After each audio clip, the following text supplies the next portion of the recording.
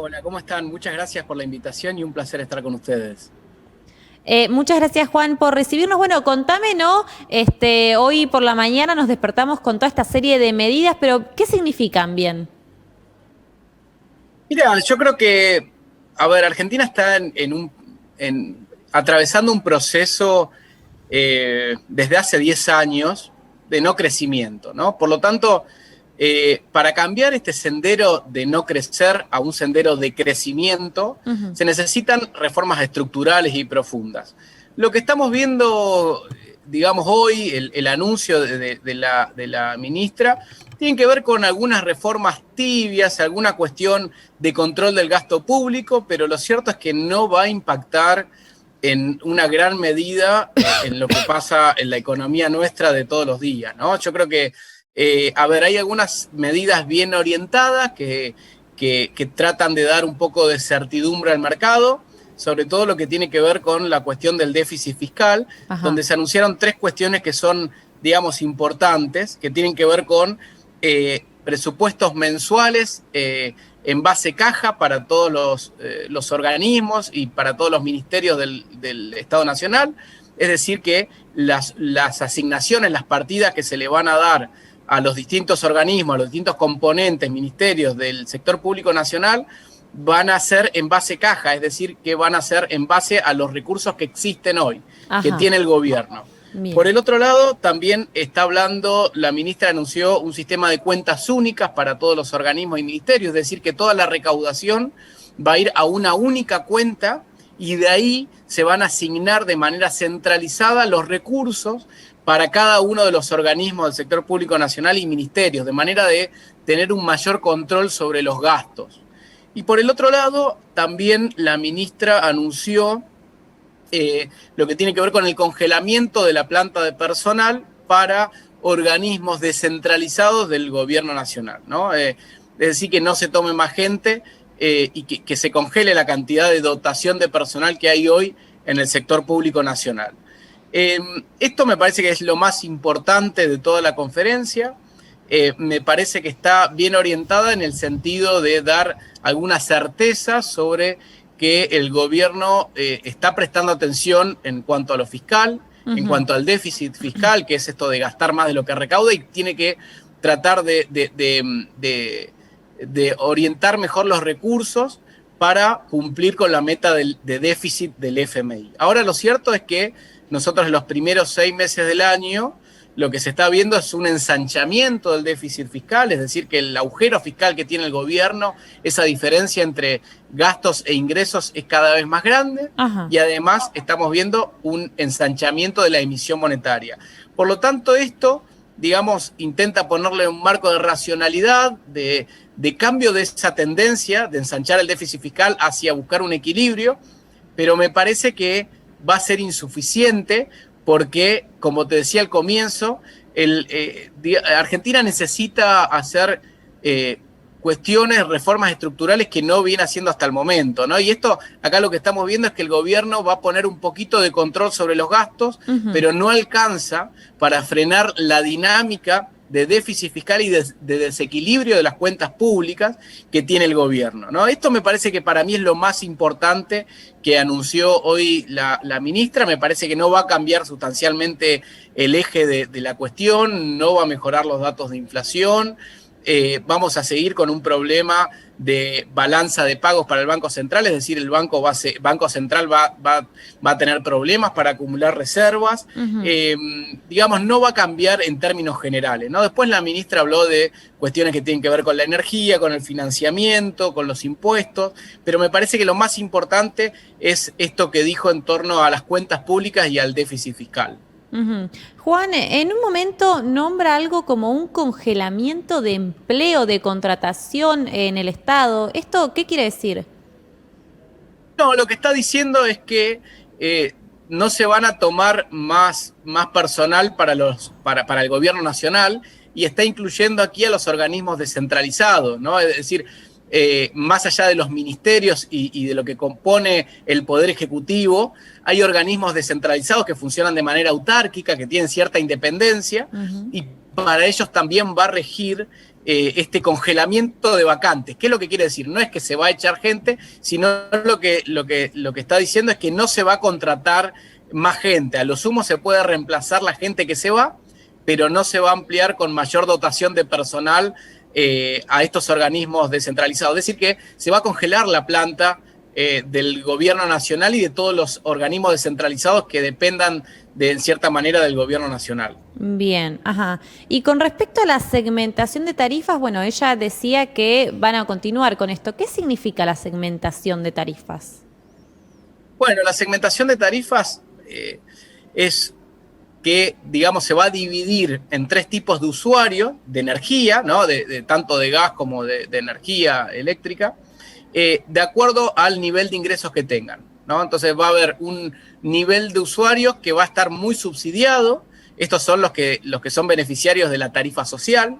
Después van a haber otros usuarios que son como de clase media y estos van a, digamos, a seguir subsidiados, pero en menor medida que los primeros, es decir, que van a pagar un poquito más del costo de la generación, del traslado y la distribución de energía.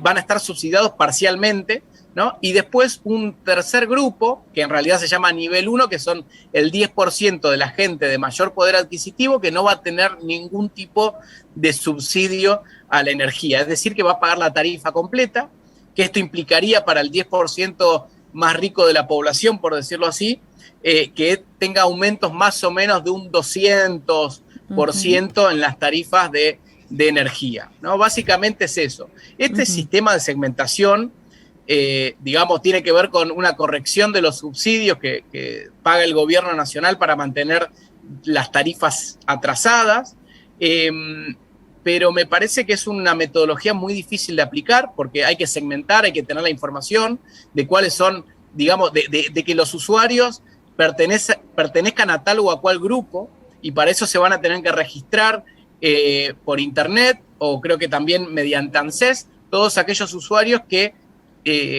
estén dentro de las 2 primeras categorías que son las que mantienen el subsidio.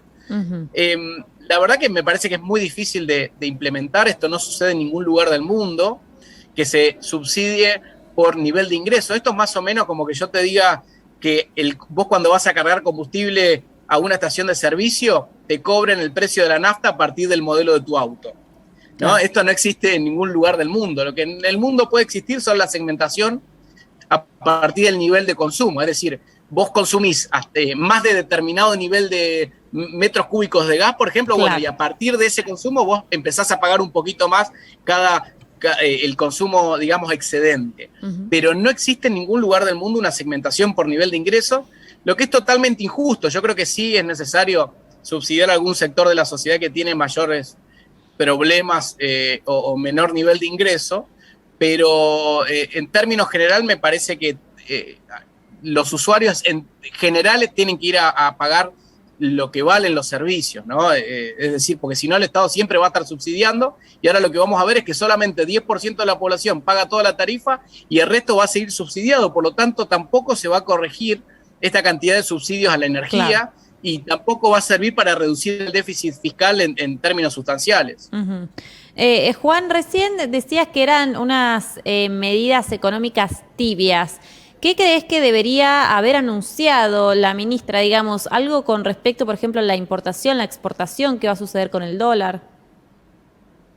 Lo que dijo en torno al dólar, dijo que ella como ministra de Economía está cómoda con el tipo de cambio real multilateral. O sea, lo que está diciendo es que no vamos a tener devaluaciones bruscas del tipo de cambio oficial, del dólar oficial. Y lo que dijo es, le sacó importancia a los dólares paralelos y argumentando que casi todo el comercio se hace con el dólar oficial, ¿no? Esto no es cierto, el dólar paralelo, los dólares financieros, el dólar conta con liqui se utiliza para pagar importaciones, para pagar servicios y se utiliza mucho en términos de comercio para aquellos que no pueden acceder al dólar oficial. Si no, no tendríamos estos cepos que estamos teniendo que cada vez están más reforzados. Yo creo que en este sentido la ministra fue bastante optimista. Yo no descartaría que si esto sigue así, el Banco Central en algún momento dé un salto en el tipo de cambio oficial, es decir, haya una devaluación, un salto devaluatorio un poco más brusco de lo que se viene dando, porque el Banco Central no tiene herramientas suficientes como para poder defender el valor del peso y evitar devaluaciones, porque no tiene reserva, ¿no? Este fin de semana salió un informe de una consultora muy importante donde justamente argumenta que el Banco Central hoy no tiene reservas, no tiene dólares como para poder defender el tipo de cambio. En cuanto a las medidas que a mí me parece que se deberían haber anunciado, deberían haber sido medidas orientadas justamente a la reducción del déficit fiscal, pero de manera un poco más agresiva. ¿Por qué? Porque hoy la economía, digamos, estamos yendo a un esquema de más déficit fiscal y de más gasto público. Hay que dar una corrección drástica. Y lo que está anunciando la ministra es que va a corregirlo en términos moderados, es decir, el déficit fiscal no se va a ensanchar más, va a seguir como está. Claro. Y eso no alcanza, el déficit fiscal hoy como está no alcanza, hay que ir a una reducción más brusca. Y por otro lado, tampoco habló de la asistencia del Banco Central al Tesoro, que es ni más ni menos que emisión monetaria. Ella fue muy optimista en cuanto a que el gobierno va a poder seguir endeudándose en pesos, y en ese sentido que no va a necesitar tanto de la asistencia del Banco Central al Tesoro. Y esto, lo que venimos viendo en las últimas semanas y los últimos meses, es que el Banco Central está imprimiendo dinero para prestarle al gobierno, para prestarle al Tesoro. Y esto es más inflación, ¿no? Más inflación futura. Lo he dicho demasiado. Entonces me parece que las medidas no van a ser, no vamos a ver un cambio sustancial, ni hay un cambio de rumbo de lo que se venía dando, simplemente una moderación y un mayor control, si se quiere, del gasto público, pero en realidad esto lo vamos a ver en los próximos meses cuando veamos a ver cuánto realmente o cómo fueron evolucionando los gastos del sector público nacional en torno a lo que fueron en los 6 primeros meses del año. Claro. Claro, bueno, veremos entonces qué va a suceder, cómo se van acomodando las cosas. Vamos a ver también si tenemos nuevos anuncios, ¿no? Porque estas serían las medidas en principio. Juan, te agradezco muchísimo haber compartido con nosotros. No, por favor, para mí es un placer y muchas gracias por la invitación. Bueno, muchas gracias, Juan. Dialogábamos allí con Juan Manuel Morales, economista. Hablábamos sobre la serie de anuncios que realizó la nueva ministra Silvina Batakis.